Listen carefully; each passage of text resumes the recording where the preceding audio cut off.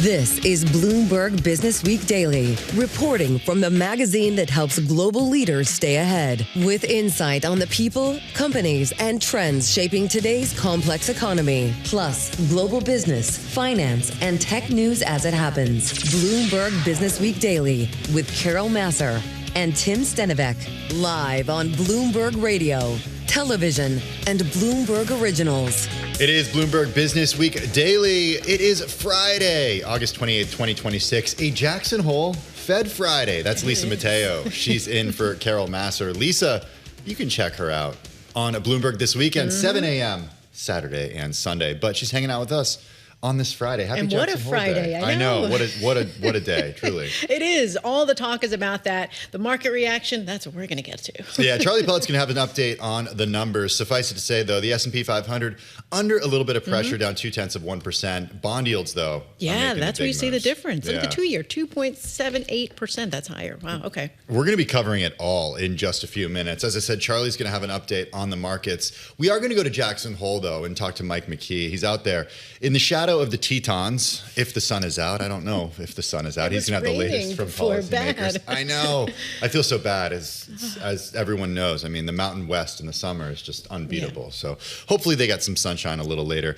On those yields, though, Brooke May is going to be stopping by of Evans May Wealth. She's going to talk about investor reaction and if there's any portfolio repositioning as a result of what we heard from the Fed chairman. Also, a couple of distinct views from executives a little later. We're going to get the executive chair of the Canadian auto parts manufacturer, Linamar. She's going to be joining us to talk about those U.S.-Canada tariffs. Yeah, it'll be interesting to see how it's changing our business, but also what it's doing for U.S. manufacturers and the consumer, too. Are we going to pay higher prices for cars? Speaking of the consumer, Max Levchin of Affirm is stopping by a little later this hour. That stock was up as much as 17% earlier in the session. It's given back a little bit of that, but we always like talking to Max for a view on what that consumer's doing with this buy now, pay later firm. All that and more coming up over the next hour right here on Bloomberg Businessweek Daily. First up, though, a check of the day's trade and top business stories. Here he is, Charlie Pellet. All right, thank you very much, Tim and Lisa. Happy Friday. Not so happy for the bulls today. We're trading very close to session lows on the S&P 500 index, down 19 right now. It's 77.11, a drop there of just about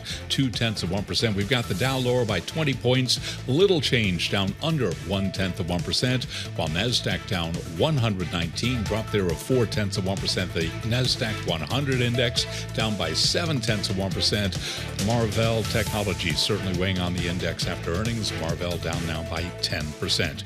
Traders sent short-term yields higher as Fed Chair Kevin Warsh vowed to bring inflation to the target, boosting bets on a rate hike and also stabilizing longer-dated bonds. So here's where we stand. We've got the 2-year, 4.34%, the 10-year, 4.72%, the 30-year, 5.20%. Gold at $44.65 the ounce, spot gold down 2.9%, West Texas Intermediate crude at $83.35 a barrel, WTI down 0.2%, barrel of Brent now $89.36, drop there of 0.4%. Speaking of crude, Chevron is in talks to expand its operations in Venezuela as the Trump administration broadens its influence over the nation's oil sector. Now, sources tell Bloomberg Chevron is negotiating to add 2 new oil fields to its operations in Venezuela. They say other U.S. energy companies are also in discussions to make new investments in the country. So right now, among the oil supermajors, Chevron higher, up 0.9%, ExxonMobil lower by 0.5%, ConocoPhillips up by about 0.8%. Recapping, S&P does remain lower, down 0.2%, just about 2 hours to go ahead of the closing bell. The 2-year, 4.34%. For on-demand news, 24 hours a day, subscribe to Bloomberg News Now wherever you get your podcast. I'm Charlie Pellet, Lisa Mateo, and Tim Stenivek. That is a Bloomberg Business Flash. All right. Thank you, Charlie Pellet. Let's get right to that speech. Okay, so it was his first speech. We're talking about Fed Chair Kevin Warsh. He warned about a couple things. Okay, so first he warned inflation isn't meaningfully slowing. He also stressed that policymakers are going to return inflation to that 2% goal. But here he was earlier. You want to listen to him. He was speaking at the Fed's annual conference in Jackson Hole, Wyoming. Take a listen. We should not indulge a regime in which market participants are looking primarily to the Fed for their next trade. The Fed's a decision-making agency. We make choices amid uncertainty, and the data upon which we draw must be relevant, contemporaneous, accurate, and as actionable as possible. The Fed's price stability objective of 2%, as measured by the PCE price index, is a firm, fixed target. Achieving both sides of our mandate over the medium term is not an either-or proposition. We must be confident that underlying inflation is moving to our objective, clearly and at sufficient speed. Otherwise, we have work to do. That's our job, that's our mandate, and that's our charge to keep. Fed Chair Kevin Warsh earlier today, this morning from Jackson Hole, Wyoming. In Jackson Hole, Wyoming, we bring in Michael McKee, Bloomberg TV and Radio International Economics and Policy Correspondent. He joins us from a still rainy day, unfortunately, Mike. Hopefully when you're done talking to us over these next few hours, the sun will come out a little bit. In the meantime, I do want you to just give us some detail about what we learned new about the way that this Fed chair looks at the Federal Reserve's role and how he plans to bring inflation down. Well, I think we learned a lot. The issue is, should we have learned it earlier? That's what Wall Street was complaining about. But he made it clear that he's looking at the data and that he is focusing on inflation. And one of the things he clued us into is he's not just looking at the level or the change on a month-to-month basis, but he's also looking at the breadth of inflation. How many components are going up? How many components are going down each month? And he noted that the number going up was 54% in the last month, which is more than half. So that told him that the economy still needed help, that inflation was still rising. So that gives the folks on Wall Street something to hang their hats on. They can look at the same indicators and infer from that, when we get new data, what the Fed might do. He made no promises about what they're going to do, but he did give them sort of a roadmap to how he's thinking about it, which is what they were asking for. Yeah, so he did kind of say, if inflation isn't slowing, he said, we have work to do. He basically went out and said that. Do you think that he loses credibility if the Fed decides not to hike come September? No, I think it's all going to depend on the data. He made it clear that at this point, the inflation rate is still too high, and it hasn't been moving in the right direction. And so if we don't see progress in the CPI and PPI reports coming up in 2 weeks, then there's probably going to be a market move to price in a rate hike. And if one didn't come, then he might lose some credibility, but he probably would follow through if it was pretty obvious that inflation's going in the wrong direction. The Fed chair speech is a big part of the Jackson Hole Economic Symposium, Mike, but it's not just about the chairman of the Federal Reserve. I believe everybody from the Fed is there except for Jay Powell. What is the other chatter that's happening on the sidelines right now? Well, the most important chatter is that it is raining here, so the hike that usually attracts most of the participants at this conference is likely going to be postponed, and I don't know what they're going to do with all of them. Maybe rent a Netflix movie or something.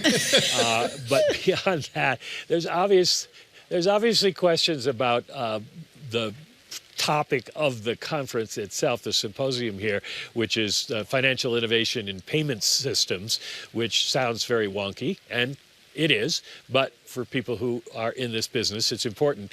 And then there's a sort of undercurrent of, we're wondering what's going to happen with Lisa Cook. Is the president going to come out and try and fire her again? And is there going to be any drama on that score while we're here?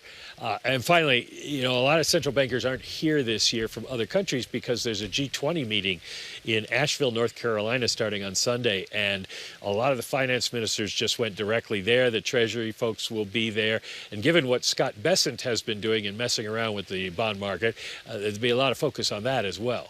I mentioned Jay Powell not being there. The reason that is of interest is because he is still a member of the Federal Reserve, and he has not stepped down. I'm curious if that is at all part of the conversation or what we need to know about him not being there. No, I don't think so. it's certainly noted by everybody, and I think everyone agrees here that it would have been very awkward for him to show up. It's very, very unusual for a former chairman to stay on the board. He has good reasons for doing so with all of the Donald Trump stuff, but he doesn't want to take the spotlight away from Kevin Warsh, and he certainly wouldn't want to do it for Warsh's maiden speech, because as Warsh were speaking, everybody would be looking at Jay Powell. So he made the decision to stay home, and nobody's begrudging him that at all. All right, Mike, I have one more question before we let you go. I know you've been talking about all the things that Warsh did say and everything he did, but is there anything that he did not touch upon that you were thinking, well, maybe he would have? What did he not talk about? You know, I don't think there was anything in particular that he didn't talk about. He touched on a lot of the issues that he's been talking about for quite a while: the Fed reforms, the 5 task forces, the idea that the Fed wants to develop an up-to-date measure of inflation. He didn't say they wanted the trim mean or anything like that, but he wanted it to be updated and modernized. And those are all themes he's been hitting. What had been missing is how is he going to attack inflation given the tools that he has, and he did come through with that today. Mike McKee, Bloomberg Television and Radio, International Economics and Business and Economics and Policy Correspondent out there in Jackson Hole. He is going to be joining us just a little later in our program at the top of the 3 o'clock for some updates from the Mountain West. Well, we do stay on Jackson Hole, not necessarily in Jackson Hole, because that is what traders and investors are focusing on today. For more on policy, we're joined by Brooke May, managing partner at Evans May Wealth. She joins us from Carmel, Indiana. Brooke, good to have you back on the program. You know, we saw what happened to bond yields today, especially at the front end. We're seeing some pressure on tech stocks over concerns about rates moving higher. Are you making any changes to client portfolios as a result of what you heard from the Fed chair today? Good afternoon, Tim. You know, right now we're not making any changes. We're going to be in a wait and see. Right now, we're pricing in about a 60% probability of a rate hike in September, and even higher probability of a rate hike before year end. So it's not imminent at this point. Odds went up today based on Warsh's comments. However, I think that we've got a lot of good momentum across the market, not only in large cap, but also in small cap and international. And so I think that you can continue to be an equity investor. However, certain areas of the market that are a little bit more interest rate sensitive, those that rely on debt, like small cap, 40 to 50% of the debt small cap companies have is floating rate. So it's something to watch. If we do get a rate hike, I think that paring back certain areas would be warranted. Brooke, I have to ask you, Warsh reiterated that policymakers are going to return inflation to that 2% goal. After hearing everything he said, I mean, are you convinced? No. That was quick. We need more from you, Brooke. This is TV and radio. You know, I think that, you know, it's hard to move rates. You know, if it was easy to get there, we would have been there by now. We've been battling inflation now for several years. The fact that we've got now labor market stability is nice. However, I don't know that we've really made it much in the way of progress, especially with what's going on in the Middle East. Oil prices are playing a role, and it's rippling through to the rest of the economy. And so until we see resolution there, I don't know that we're going to see a meaningful decline in interest rates. So yes, ideally we will get there. We might end up settling around 2.5% instead of the 2%. That would be ideal. But you know, Warsh did indicate that inflation is a concern and that they've got work to do. Is it a concern until there is a total resolution out of the Middle East? Yeah, I think so. I think that, you know, we're going to continue to have uncertainty. And we've seen that. If you look at gold and Bitcoin, there's concern right now around the debasement of the dollar and what that would do for purchasing power. And rates are going to stay elevated if inflation is elevated. And so I think it's going to continue to be a concern as long as we've got uncertainty in the Middle East. All right, Brooke, I want to switch over to tech and to AI and to that trade. Got to talk about the NASDAQ. It was lower before. It's still lower now. Then we go to NVIDIA shares. NVIDIA shares right now, they're down about 4%. So quite a difference from what we've seen, right? NVIDIA added $442 billion to its market value on Thursday. All this said, I mean, what is that telling you? Mm-hmm. Earnings are strong, and the AI trend is real. When we look at NVIDIA, they're expecting to have 72 to 73% profit margins next year. That's incredible for a company their size that's growing at the pace that they are. And it says they've got pricing power, they've got demand, and they're broadening their customer base. There's been a lot of publicity around circular financing and some of the debt instruments that are going to be out there to allow them to serve more customers. So not just the hyperscalers, but now the neoclouds and other customers. So we think that demand is real and that we're going to see AI-related earnings continue to be very strong for a prolonged period of time. So what's your take on why you think the shares are lower? Sorry, I didn't mean to jump on you. Oh, no, that's right. They, we had such a surge after their earnings announcement. I think that there's probably a little bit of profit taking there. I don't think that there's anything systemic that's a concern right now. It could be somewhat interest rate related, but I think the overall momentum is very strong and earnings are going to be very strong going into 2027. Yeah, I mean, we're at the tail end of third quarter earnings season, or second quarter, I should say. We're into the third quarter. We'll start to hear from some of the big companies in the beginning of October. Given that we heard from the Fed chair today, NVIDIA is behind us. We have a policy meeting in the middle of next month. Between now and then, what is the next catalyst that we should be on the lookout for? I think it'll be midterm elections. Really? And you're already looking to November. Yeah, there's not a lot. There's not a lot between now and then. It tends to be the unforeseen that gets you. But really on the horizon right now would be midterm elections and what potential policy initiatives could come about through the results. And Brooke, where do you think the next wave of investors will come from? Can you say that again? Where do you think the next wave of investors will come from? Because we've been talking about AI and tech, and where's the next wave come from? I think the cash on the sidelines. There's a lot of FOMO out there. A lot of people have missed this rally, and there's $7 trillion right now in cash and money markets on the sidelines. That money, at some point will be redeployed into the market, and those that have been waiting for a pullback have really missed out. So I think that continued good earnings momentum will push some of that cash into the market, and that could be another catalyst for a leg up. That cash pile, though, Brooke, has just grown over the last 6 years. And I'm wondering, we've been waiting for it to get on the sidelines. Does it keep growing or does it eventually deplete? In the near term, it could keep growing, but I do think that there's tremendous opportunity with earnings being this strong to get a better return for investors. And so I wouldn't expect it to grow at the same pace that it has. It's frankly shocking that it's grown to the level that it's at right now. Yeah, it's remarkable. I mean, every time we see another $1 trillion added to it, I'm just like, where is this cash coming from, and why is it not being deployed in either the equity market or the bond market? Hey, we only have 30 seconds left. On the fixed income side, what is attractive to you? Mm-hmm. We continue to like investment grade, as well as right now you could buy high yield. We don't think there's a lot of systemic risk right now in the system, and we think that you can pick up a little bit more yield without taking a tremendous amount of risk. Brooke May, managing partner over at Evans May Wealth, joining us from Carmel, Indiana. It is a Friday. It's a Federal Reserve Jackson Hole Friday. We're talking about what happened out of Jackson Hole, but also what's happening in equity markets, where the S&P 500 is down close to 0.3%. The NASDAQ right now down 0.5 percentage point. But if I look at what's happened over the last 5 days, we're up 0.5 percentage point on the S&P 500. Big reason why is what happened with NVIDIA yesterday. Like you said, more than $400 billion added. It's a lot. It is a lot. Hey, coming up next on Bloomberg Businessweek Daily, switching gears a little bit, we're talking about tensions between the U.S. and Canada. That's next on Bloomberg Businessweek Daily.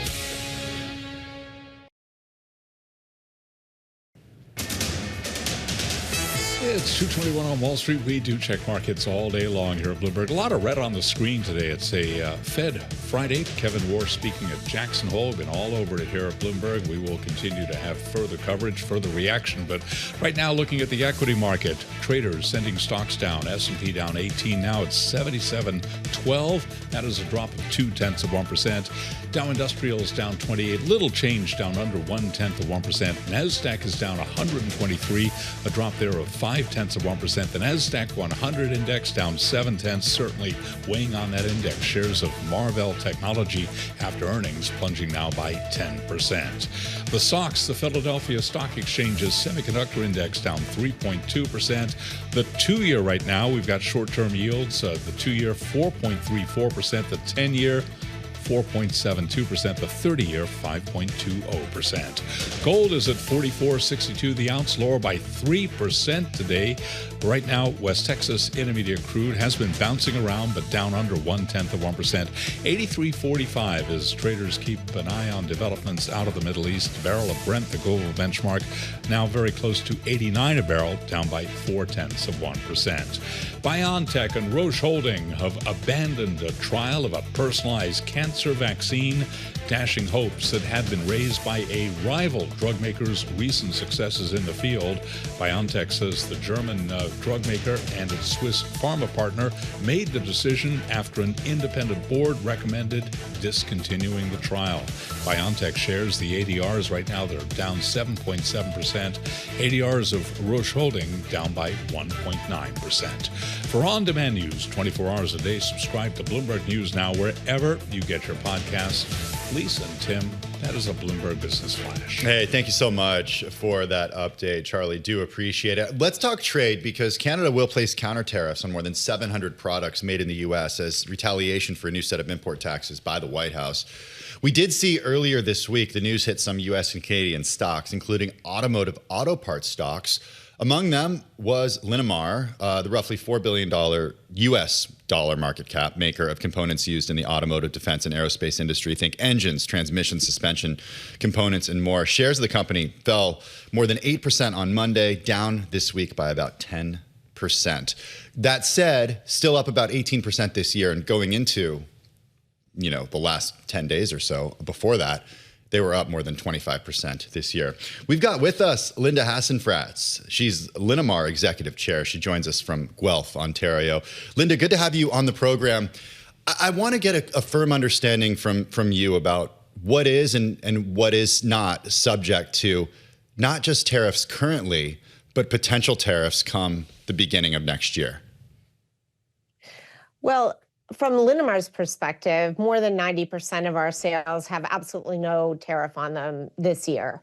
And that has been the case for some time. So we are being impacted a little bit on that less than 10% of our sales that has a tariff, but the vast majority of sales do not have a tariff. And even this latest round of tariffs, the 338 tariffs that were enacted last week, do not impact our industry. The retaliatory tariffs, we also believe, will not be impacting us due to exemptions that are in place for manufacturing in certain sectors. So we feel we're in as good a position as we could be at the moment. What about tariffs on actually cars and trucks, because that's the end product for what your products go and build. And I'm curious if this hits your customers, then that certainly affects your business in a certain way. So are there knock-on effects, even if your specific products aren't affected, but the end product is? Yeah, I mean, obviously, if our customers are being impacted by tariffs, that has a negative long-term impact on pricing, because nobody can absorb tariffs forever. So in the end, it all ends up flowing down to the consumer, which is not a good thing, right? If consumer prices go up for vehicles, then that could negatively impact demand and result in lower production in the industry. So that's obviously a threat for the overall industry, even if the parts suppliers are not seeing tariffs. Again, just to clarify, because there are a lot of moving parts and there's a lot of back and forth between the U.S. and Canada here. We did hear earlier this week from the President of the United States, who said that on January 1st, 2027, tariffs on all cars, trucks, both large and small, automotive parts and steel will be increased 50%. Does that increase to 50%? Will that, if there is not an agreement reached between now and the end of the year, will those tariffs affect your company? Yeah, I mean, up until the moment and until this latest potential tariff, there has been no tariff on auto parts. So if a tariff is imposed on auto parts as of January, it will obviously have a big impact on the industry. I mean, the industry is incredibly integrated from a supply chain perspective across really all three countries, not just Canada and the US, but also Mexico. But I mean, just Canada and the US, I mean, we've had free trade in automotive with the US since the mid 1960s. I mean, this is decades and decades of supply chain integration. So parts are going back and forth over the border 6, 7, or more times. To incur a tariff at each border crossing will cripple the industry. It'll bring it to its knees. So, I mean, I understand it's a powerful threat that the president is bringing to bear, but the negative impact to the industry, the vast majority of which, of employment of which is in the United States, will be very negatively impacted. So I think that certainly the U.S. administration is going to need to give very careful consideration before they decide to impose such tariffs, just because of the blowback on their own country and their own businesses and workers. So at what point would tariffs affect production on your end? What's your take on that after all we've been talking about, all we've been hearing you talk about? Yeah, if tariffs are imposed on auto parts, and this is a position I've held for since tariffs first started to be bandied about, at the beginning of this administration, it would be a matter of weeks before the industry would be on its knees. In my opinion, it would shut down within a matter of weeks. Wow. Have you heard anything from companies, the automaker, the car companies? Have you heard anything from them? Are they thinking of changing plans? Have you heard anything? Absolutely not. Okay. I mean, our type of product in our industry are highly engineered products. They're products that you spend years tooling up and getting qualified for with your customers. Significant amounts of testing required to make sure that they're meeting requirements around safety, around performance, around a whole variety of aspects. So this isn't something you can say, oh, I'm going to buy this transmission component or driveline component from somebody else tomorrow. Just not possible. This is a multi-year endeavor. So we've heard nothing at the moment. I mean, this is a very newly suggested threat that has been thrown out there. I personally think that we will come to an agreement before then. I mean, I think we were very close last week. There were, a few wrenches thrown in the works at the last minute. I have a lot of confidence that we will come to an agreement before the end of the year, simply because we are so reliant on each other. Americans on Canadians, Canadians on Americans.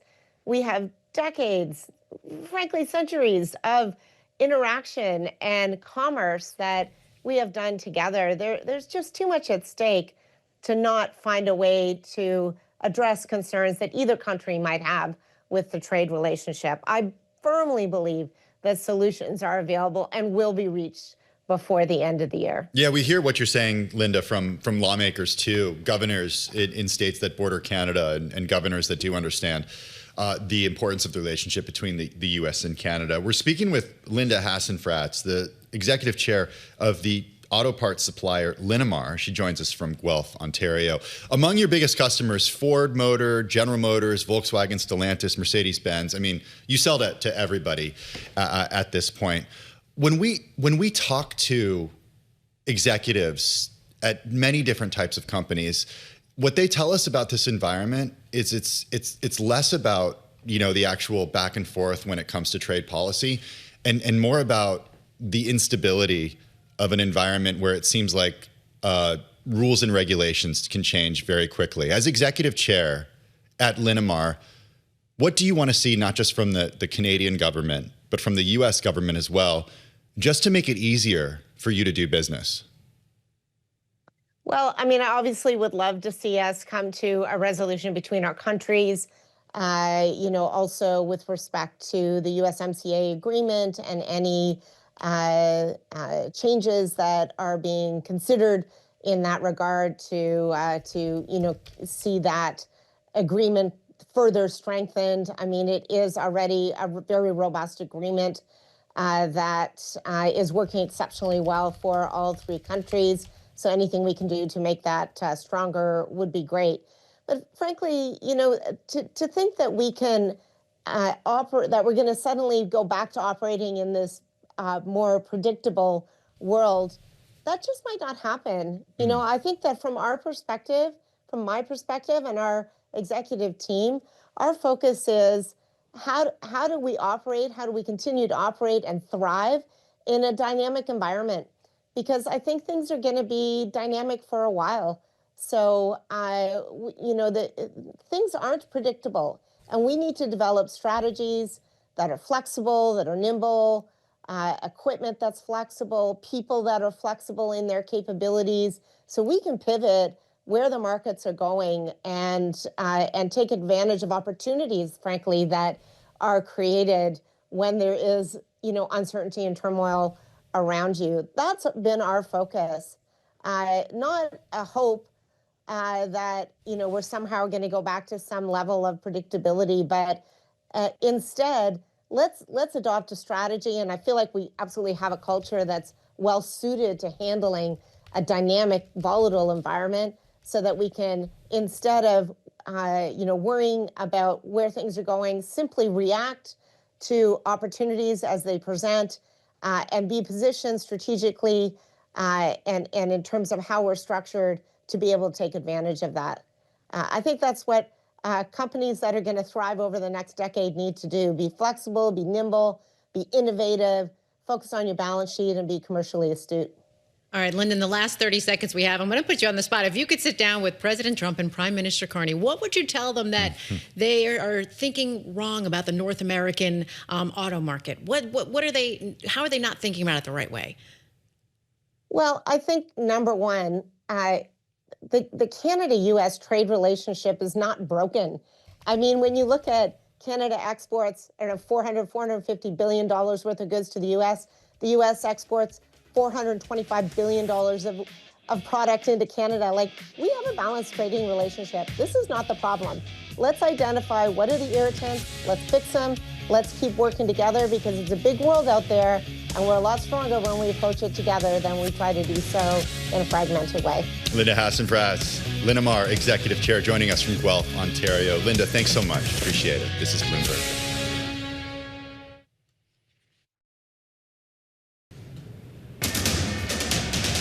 It's 2:40 on Wall Street. We do check markets all day long here at Bloomberg. U.S. equities continue to trade near the worst level of the day, with the S&P 500 index down now by just about 21 points, lower by 0.3%. Two-year yields are jumping. The Dow down 25, drop there of under 0.1%. NASDAQ lower by 0.5%. NASDAQ 100 index down 0.7%. PayPal and Marvell Technologies certainly weighing on that index. Marvell, by the way, after earnings, down now by 10.3%. The SOX, the Philadelphia Stock Exchange's semiconductor index, down 3.2%. The two-year 4.34%, the 10-year 4.72%, and the 30-year 5.21%. Spot gold is down 3.1%, $44.54 the ounce. West Texas Intermediate crude now down 0.4%, $83.24 a barrel. Brent crude $89.37 barrel of Brent, down by about 0.4%. Bottom line here, traders sending short-term yields higher as Fed Chair Kevin Warsh vows to bring inflation to its target. Again, we've got the 10-year at 4.72%. Keeping an eye on Gap shares, certainly bouncing higher by 13.2% right now. Gap jumping after naming Michael Francis to head Old Navy, and also it reported that profit outpaced estimates, offsetting a sales decline at the Old Navy chain, along with lower sales guidance. Again, Gap shares, they are higher by 13.2%.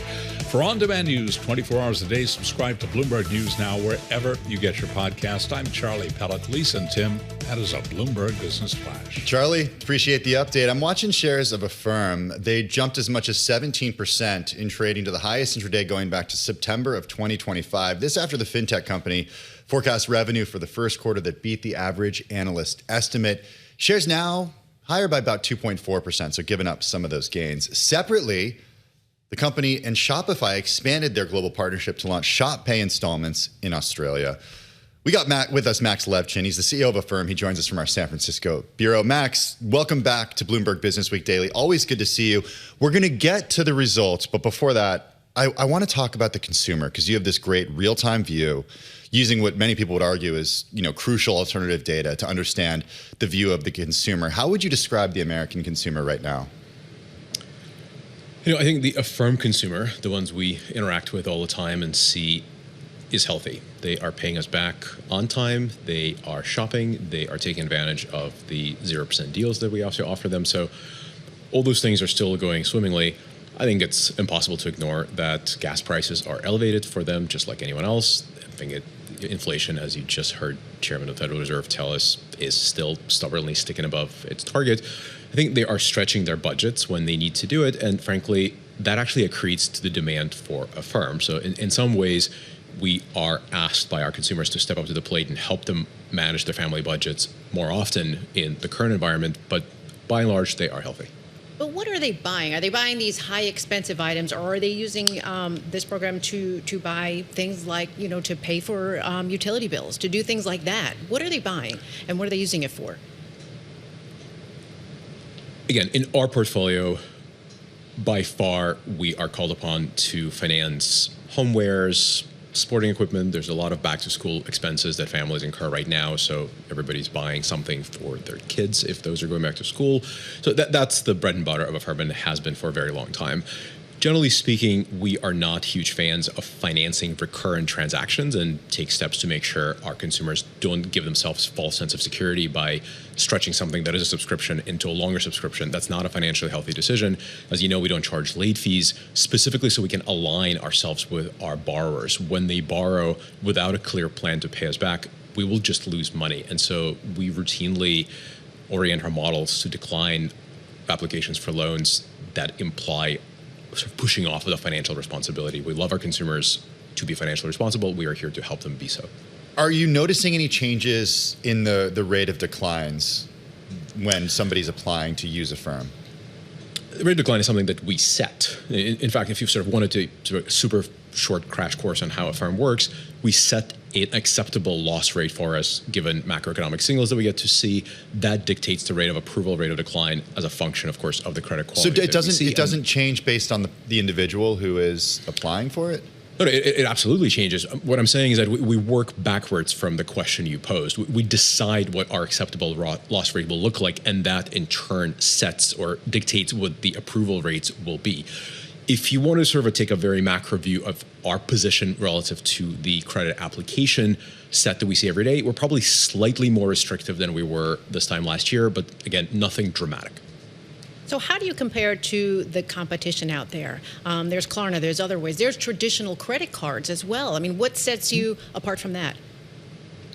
Well, first of all, I think our results do set us apart. I don't want to throw shade at anyone, but I think we've grown 30+% for the last 11 quarters, if memory serves. And for 12 months, we've been consistently GAAP profitable and many other accolades. And we may be the only ones in the space that have been able to print these consistent results while growing really quickly while remaining profitable. So at least we are a really well-managed company, I would argue. In terms of why merchants and consumers choose us much more frequently, I would argue, than our competitors, twofold. One, we in fact add a lot of volume to our merchant partners while always making them look great. We don't charge late fees, we don't compound interest, we don't do deferred interest. We are extremely transparent to our borrowers what the cost will be, and we reward them for paying on time and even paying early, which is quite different from traditional financial services. So merchants love us because we make them look great while making them more affordable. Consumers love us because we are so transparent, because we create pockets of access to credit for them in a way that isn't just transparent, it's also responsible, and they know it. We make it our business to make sure they understand that when we tell them no, it's not because we're finicky, but because we genuinely believe it's a bad idea for them to borrow more than they can afford to pay back. And most of them really appreciate that. And so I think we're quite different. We're a different breed, and the DNA of the company is in underwriting and precision and transparency and, frankly, quality. So that's what's driven our success in this market and beyond. Perhaps one way you could differentiate from the competition would be to get a bank charter. You applied for a bank charter earlier this year. Can you give us the status of that application? It's in process. It's exactly the sort of thing that you're not done until you are. It's a very, very rigorous process that the regulators make sure you have to go through without any shortcuts, and we certainly appreciate that. So I can't tell you very much about the state of the process. It is ongoing. But it's a thing that we don't require to operate, but we certainly would absolutely welcome being members of that particular club. It certainly helps clarify our exact regulatory status, and over time it will feed into our cost of funds as Bank of Affirm, should it be granted, over time becomes a source of funding for our loan portfolio. So if you don't get it, it's fine? Yeah, but we certainly hope to get it. Okay. Do you think you will get it? I think I will report back if and when we do. Fair enough. You're trying, Tim. You're trying, and I love it. We all do our jobs. Yes, exactly. Max, I got to say, you've been doing, the company has been doing very well with e-commerce. What's your strategy for in-store spending? I'm a huge believer in the relevance of Affirm in store. It's actually something that I am personally very focused on. We just announced this very minor reorg, but allowing me personally to spend more time inside our innovation lab called ZT1, 0 to 1. And one of the many projects we're working on is making Affirm in store even better than we've been online. Online, we add 30% more volume through better conversion, through access to credit to consumers. Offline, we do more or less the same, but the participation in the offline world for us right now is quite de minimis, other than our Affirm card. So we're going to invest heavily in making the card even better, even more rewarding. But we also have some really clever ideas on how to make the in-store experience just a standout great thing. I don't want to front run anything, but if you can't tell, I'm very excited about what we're going to do in store. So watch this space. Ask me again in a quarter, and I'll show some real results, I think. Well, are you also excited about? I think it was last September you allowed users to put the card on Apple Pay. How is that coming along? It's great. We love all of our digital wallet partners. It's just another way of bringing Affirm with you in store. We're seeing really healthy growth, not just through the plastic taps and swipes, but also through digital wallets, online and offline. But offline in particular is just such a big unlock. And so we're doing really well there and quite excited to do more. Max Levchin. Max, always good to check in with you. Appreciate you taking the time on this Friday afternoon. Max is the CEO of Affirm, and he joins us from our San Francisco bureau. Taking a look at markets on this Friday afternoon with just a little over an hour to go until the close of equity trading. We're seeing some pressure on tech stocks, perhaps concern over higher rates in the short term. The S&P down 0.3%, the NASDAQ composite down 0.6%. When we come back, a check of stocks on the move. It's Bloomberg Businessweek Daily. This is Bloomberg Businessweek Daily with Carol Masser and Tim Stenivek on Bloomberg Radio and Television. It is Bloomberg Businessweek Daily on this Friday afternoon, a Jackson Hole Fed Day. That is not Carol Masser, that's Lisa Mateo. She's news anchor on Bloomberg this weekend, 7 a.m. Wall Street time on Bloomberg Television and Bloomberg Radio. Lisa hanging out with us, although apparently not next week as well. No, just for today. That's it. That's what you think. Today's not my Friday. Today's my Wednesday. Today is your Wednesday. Yeah, you do have a busy weekend coming up. We're looking forward to a great program over the next couple of days on Bloomberg this weekend. Before we get there, though, we still have to look at what's happening in today's markets. The S&P down just about 0.4%. The NASDAQ composite down 0.7%. The Dow under a little bit of pressure, down 0.1%. Let's take a look at some stocks on the move today. I'm Tim Stenivek with Lisa Mateo. We're joined by Bloomberg News Markets Live strategist Tatiana Darye. Hey, Tatiana. How you doing? Good to be here. So what do you got for us? I'll start with PayPal, the big mover off at the day, down 12% after buyout firm Advent and payment processor Stripe decided to abandon its pursuit of the firm. Obviously, the big story today, that deal would have been one of the largest buyout deals in history with an offer of more than $50 billion. That's how it would have translated for its overall valuation. And PayPal said that was insufficient. And it's worth noting that it has been trading at a market cap of about $40 billion just before Bloomberg broke that story back in February that Stripe had an interest in the story. And obviously, that bid has been a source of support for the stock. Well, obviously, now it's a source of its weakness. Nonetheless, analysts here still see PayPal as a potential attractive target as valuation has cheapened over the years a lot. Wow, that would have been a big deal. Affirm, we just had the CEO we were just speaking Who's with. a member of the PayPal mafia. He was one of the early PayPal executives. So Look at that. there's always a PayPal connection. Great, that's the connection there. Well, Affirm shares up about 4%, was up about 17 earlier, the most in the year. This is all after an upbeat revenue forecast for the first quarter. The FinCap company is doing pretty well. It has guided for about $1.2 billion versus estimates of $1.17 billion. Yes, we care what follows the decimal point here, but it has also posted huge earnings growth. Four-quarter EPS, $4.62 versus 20 cents year over year. I had to double check this. This is huge growth. I can't even do the math here of how big the growth is. Revenue over $1 billion, also higher by 30% year over year. And you just have to ask yourself, what does this all mean by the consumer? Obviously, the buy now, pay later platforms seem to be very, very popular. But as a macro strategist, I always try to dissect what is the macro message here.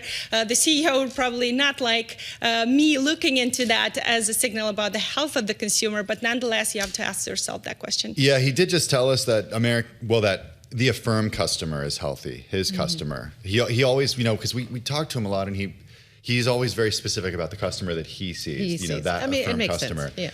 Yeah. And he says it's healthy, though. He says the company is slightly more restrictive than it was a year ago. Okay, that's Affirm. What else you got for us? And BioNTech ADRs, that's the German biotech firm known for its COVID-19 shot that developed with Pfizer, down about 8%, was down as much as 18 earlier. That's after it terminated an advanced trial with Roche that it was developing for a personalized mRNA cancer vaccine. And this is a real setback, especially after hopes have risen after those blowout results from Merck with Moderna on the melanoma, and that they found really great results, and it raised hopes about the mRNA's second act here after COVID. Well, now this is raising real questions about, can this technology work in other tumors, particularly solid tumors, which other companies, including Moderna, are working on, and that's putting pressure on that stock as well. I mean, it would be remarkable to just see real progress, but not linear, right? Yeah, exactly. It comes with setbacks as well. So we'll see what mRNA has in store for us. All right, that's BioNTech. The US ADRs, remind us of the ticker for that one? It's BTNX. BTNX for BioNTech. That's Tatiana Dare. She's Markets Live strategist for Bloomberg News with today's Stock Movers. For more conversations like this, check out our Stock Movers podcast, 5-minute episodes on the biggest winners and losers in the stock market. You can find it on Apple, Spotify, or anywhere you get your podcasts. Tatiana is sticking with us because she's got a great column out about yields moving higher, and that's exactly what they're doing today. Yeah, that's exactly, and that is spooking stocks, right? We're seeing a little bit of the pressure, and every time we come back to the story, every time the 10-year or the 30-year is pushing higher to sort of cycle highs, or on the 10-year we are approaching 2025 highs, and perhaps soon, the 5% threshold, which is really, really scary for the market. But in fact, one has to look at history and realize that the levels alone is not the real danger for stocks. What is troublesome is when yields actually spike and when they go high fast, when there's this major shift in the cost of capital. That's the uncertainty that really troubles equity investors, not so much the levels alone, because for anyone fixating on levels alone, it's worth just looking back at the 1990s era, right? The internet revolution, when we saw growth really, really robust and really offsetting the drag from the higher discount rates used in valuations, which is what's pressuring stocks. The speed of the increase. Who knew? Tatiana Dare knows, and that's why she writes about it and tells us here on Bloomberg Businessweek Daily. She's Markets Live strategist. Check out MLIV Go on the Bloomberg terminal for that Markets Live blog and Tatiana's work along with her colleagues. If you're watching on TV, the close starts now. Radio continues.